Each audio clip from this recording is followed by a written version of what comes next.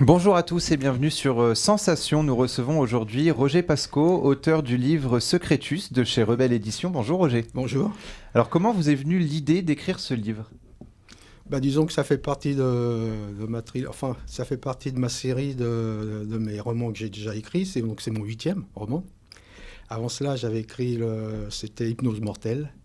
Et puis donc j'ai attaqué Secretus avec une certaine façon de l'élaborer. Et de quoi parle votre ouvrage ? Quels sont les sujets qui y sont traités ? Alors, ce que j'ai voulu faire, en fait, c'est toujours j'écris toujours des romans, hein. Des romans, c'est les thrillers et des polars. Donc, c'était un thriller. Je voulais faire un peu comme un peintre, c'est-à-dire le décomposer en 4 parties, et pour lesquelles tout va se lier ainsi à la fin. C'est-à-dire une enquête criminelle, ensuite quelque chose de mystérieux, ensuite il y avait une grosse organisation criminelle, et puis cerise sur le gâteau, c'est un général, puisque mon héros c'est un colonel de l'armée de l'air, son patron étant un chef des armées, de l'armée de l'air, s'est fait kidnapper, s'est fait enlever sur le large de Djibouti par des pirates de la mer. Donc j'ai donc constitué ce tableau, et puis ce qu'il me fallait, côté mystérieux, alors là j'ai pensé aux archives secrètes du Vatican. Là c'est quelque chose, je suis tombé dessus comme vraiment par hasard. Et je me suis dit, alors déjà, je me suis documenté, j'ai vu que les archives, c'était une des plus belles du monde, qui faisait 85 km de long, en rayonnage, et qui traitait, alors il y a une partie qui est constituée donc des archives secrètes, et qui entretiennent en fait tous les mystères, tout ce qui est mystérieux. Et dans ces parties secrètes, j'en ai extirpé quelques-unes que j'ai mis dans mon roman. Alors vous venez de l'évoquer, hein, Secretus, c'est votre 4e livre dans la lignée des enquêtes du colonel Voilà. Éric Berne. Oui. Est-ce que justement ces 4 livres font suite les uns avec les autres ? Est-ce qu'il y a un lien ou est-ce qu'ils sont totalement détachés ? C'est détaché. Sauf que les personnages, on peut revoir le héros, c'est un colonel de l'armée. Il y a toujours sa secrétaire qui gravite et puis d'autres personnes. Mais donc les histoires ne se suivent pas, ils sont indépendantes. Le premier, ça a été la quadrature du cercle des pourris. Le deuxième, ça a été le triangle de l'empire du crime. Ensuite, le sycomore étant le nom du numéro 2 de la mafia russe, puisque j'ai été longtemps en Russie. Et puis, celui-ci qui traite donc dans la région parisienne et qui ensuite va vers Djibouti. Alors le seul lien finalement qui unit cet homme, c'est Éric Berne. C'est Éric Berne, c'est le seul héros avec des aventures différentes. En fait, il est responsable du renseignement militaire et de l'antiterrorisme. Mais à chaque fois, on le met dans des missions un peu pas criminelles, parce qu'il a développé un système d'informatique assez très poussé, intelligence artificielle, ce qu'on appelle le Dôme. Alors je l'ai inventé, mais ceci dit, il y a toujours des bunkers qui existent. À l'Élysée, par exemple, il y a un bunker qui est à 45 mètres de profondeur. Et donc c'est un bunker et là c'est toute la logistique militaire qui se déploie pour les armées, pour les formations, pour toutes les statistiques. Donc Donc j'ai inventé ce dôme. Et ça permet d'aller beaucoup plus vite dans les enquêtes. Est-ce que vous comptez justement, est-ce qu'on pourrait revoir le colonel Éric Berne dans un 5e, un 6e tome, ou est-ce que vous vous arrêtez au 4e ? J'en ai un 5e qui est pratiquement terminé. Je ne dis pas le titre parce qu'il sortira l'année prochaine. Et puis j'en ai un autre qui est sorti il y a 2 mois, qui s'appelle Engrenage perfide. Voilà. Donc il est sorti au mois de février. Mais c'est pas un Berne. Et justement, qui est ce personnage d'Éric Berne ? Est-ce que c'est un personnage inventé de toutes pièces, quelqu'un qui existe, un mélange de deux, ou est-ce que c'est peut-être vous ? Non, c'est pas du tout moi, d'abord parce que je suis vieux. Et Éric Berne, il a 42 ans, 43 ans, pas. En fait, c'est une histoire qui me revient très très loin, d'un demi-siècle. C'est-à-dire, quand j'ai été chauffeur de général.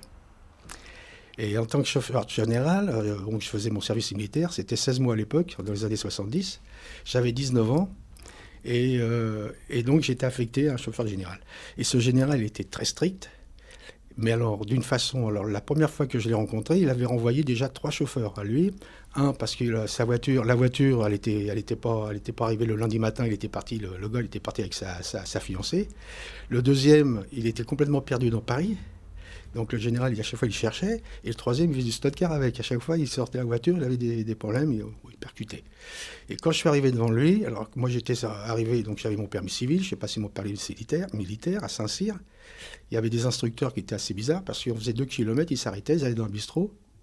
Et pendant 2-3 heures, c'était dans le bistrot, ils jouaient les cartes. Bon, ça n'a pas empêché d'être sorti premier de Saint-Cyr à l'époque. C'était l'école de Saint-Cyr. Et donc, je me suis pointé devant ce général.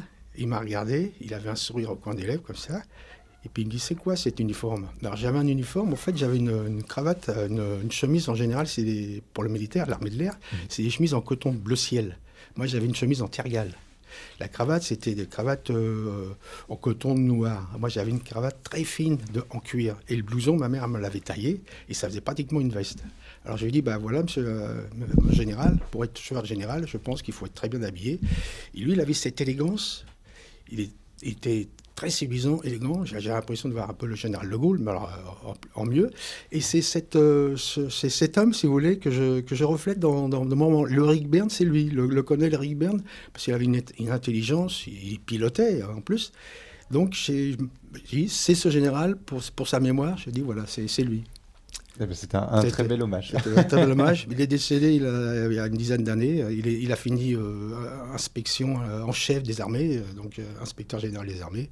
Et donc j'ai eu une très grande aventure avec lui. Un jour, c'était mai 68, donc j'avais 20 ans. Et il m'a demandé d'aller chercher sa femme à Denfert-Rochereau, au Lion de Denfert-Rochereau. Et à ce moment-là, lorsque je suis arrivé, il y avait tous les étudiants qui étaient déjà montés sur le Lion de Denfert-Rochereau. J'ai attendu sa femme pendant au moins 20 minutes le temps qu'elle se prépare. Et quand elle est descendue, il y avait une palanquée des centaines de jeunes. Et quand ils ont vu la voiture militaire, c'était une R16, ils ont commencé à la secouer et autres. Donc j'ai réussi à me retirer de là. Et la dame, la femme du général, elle était affolée. Et le général, entre-temps, a su qu'il y avait ce problème. Il a envoyé des motards.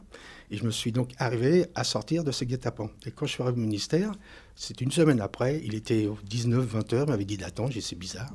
Il me fait rentrer dans ce bureau, et là je vois, il avait mis une table avec champagne, des petits fours à mon attention, avec d'autres colonels, le général Mitterrand qui était là aussi. Et donc ça m'avait vraiment fait plaisir. Et alors donc, vous êtes aujourd'hui libre de votre temps, et vous en profitez donc pour concrétiser votre rêve d'écrire des romans policiers thrillers. Oui.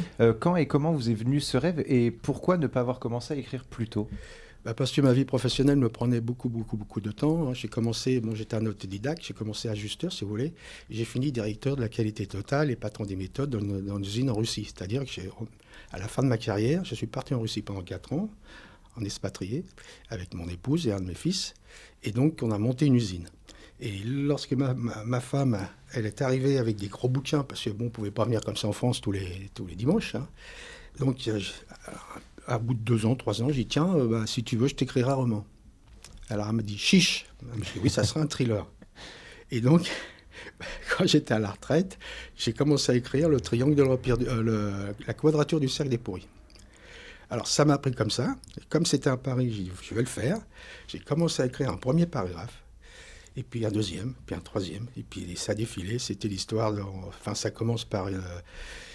les policiers découvrent dans une benne ordure, dans le 17e arrondissement de Paris, près de la porte des Clichy, 3 cadavres à l'intérieur d'une benne d'ordure. Puis donc ça part. Donc dedans, il y a un détective privé, un gars de la DGSE, et puis un tueur russe. Est-ce que vous êtes amené à changer de genre, ou est-ce que vous voulez rester justement dans les policiers thrillers? Non, je reste dans... C'est ma tasse de thé, je reste dedans. C'est vrai qu'on peut écrire des histoires d'amour ou de la science-fiction, bien que l'hypnose mortelle frise un peu avec le on va dire, comment je pourrais dire, le fantastique, oui, c'est ça. Il frise un peu avec le fantastique. Mais bon, je vais pas au-delà. Et alors, les histoires justement d'Eric Berne, les enquêtes qu'il fait, c'est quelque chose qui vous tient à cœur? C'est quelque chose que vous voulez continuer dans le temps? C'est un véritable projet d'écriture? Tant que j'ai de l'imagination, je vais continuer. Et puis je suis bourré d'imagination. J'ai à peine terminé un livre que déjà je pense à un autre. Et pour vous, rapidement, qu'est-ce que permet la littérature, justement? Vous parliez d'Eric Berne avec ce général. Ce côté littérature, en fait, c'est quand je fais des dédicaces et que je vois des gamins qui passent et qui me posent la question en disant, et je l'ai fait d'ailleurs dans un collège, pour élaborer avec eux, justement, c'était une nouvelle fantastique. Donc ils m'ont demandé comment je pouvais élaborer ce genre de texte. Et cette littérature, en fait, ça me fait plaisir parce qu'on écrit quelque chose pour quelqu'un. C'est le fait de faire rêver, de faire rêver, les personnes. de distribuer, c'est ça qui donne. Et puis lorsque vous avez des femmes, des hommes qui viennent après, voilà, qui a lu votre livre, et puis qui dit où est le deuxième, où est le troisième, là ça fait extrêmement plaisir. C'est un partage. On discute, on parle entre nous. Merci beaucoup, Roger Pascot, d'avoir été avec nous sur Sensation. Je rappelle que vous êtes l'auteur du livre Secretus de chez Rebelle Éditions. Cette émission a été enregistrée dans le restaurant Sormani, dans le 17e arrondissement de Paris. Merci pour votre accueil et vous pouvez revoir ou réécouter cette émission sur notre site et application Radio Sensation. Et merci de m'avoir invité.